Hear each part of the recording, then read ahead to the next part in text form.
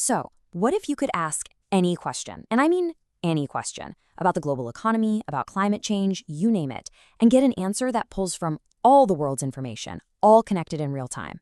It sounds like science fiction, right? Well, today we're going to unpack a theoretical system that's designed to do exactly that. It's a kind of global intelligence engine.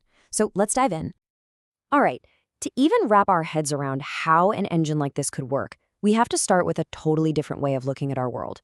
Forget countries and continents for a second. Think of it as just a vast, chaotic sea of pure information. Seriously, just picture it. Don't see a map. See this swirling cloud of data points. Every single dot could be a weather reading from a satellite, a stock market trade, maybe a patient record from a hospital. Right now, most of it is just disconnected noise. It's a huge, chaotic jumble of information with no obvious connections. But what if you could? What if you could connect all those seemingly random dots? That one simple question is really the whole driving force behind this entire idea. The concept of a single, incredibly powerful engine that could sift through all that global noise and find the hidden patterns, the signals that could lead us to some real answers. So you might be asking, how in the world could we even begin to build something that powerful? Well, the theoretical answer is a system, a concept known as Gciq, and it's designed to unlock all of that hidden potential we were just talking about. So, Gciq, it stands for the Global Center for Intelligence Questioning. And yeah, it's an ambitious name, for sure, but it really does capture the massive scale of this idea. Now, this isn't just about building a giant database. That's not the point.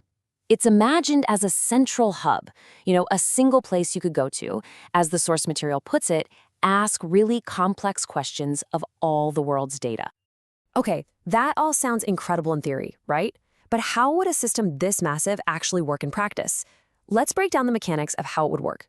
The engine, the token, and how you'd get access. Connecting to it is actually meant to be pretty simple. It would all start with the hardware you already have, your phone, your computer, whatever.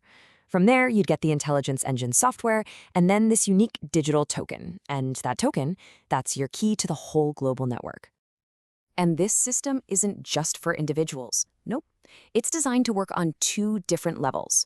On one side, you have global citizens connecting with their personal devices.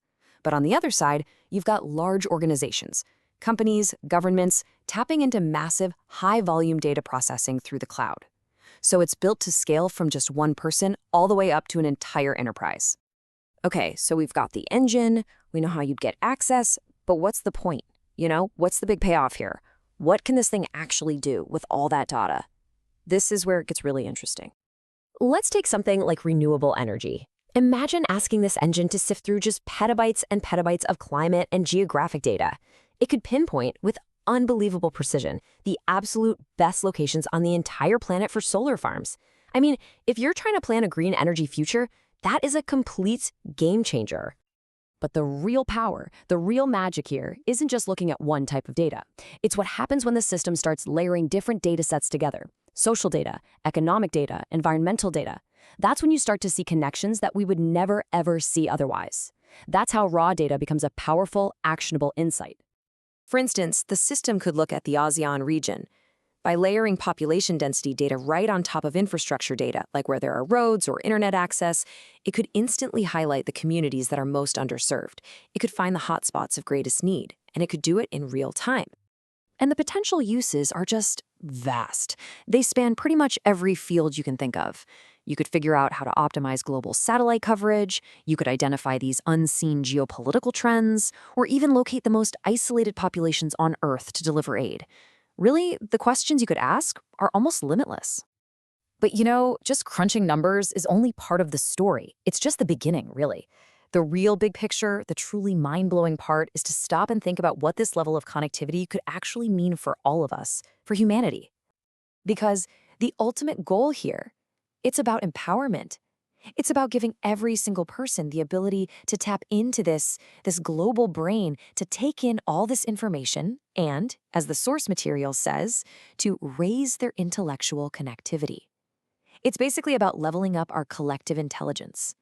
So what we're talking about is a fundamental shift, a move away from our current world where so much data is trapped in these silos, accessible only to a few experts, to a future where knowledge is this vast, interconnected web, something that everyone can access and everyone can use.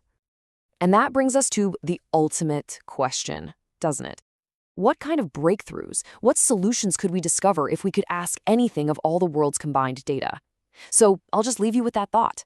If you had this kind of power right at your fingertips, what is the very first question you would ask?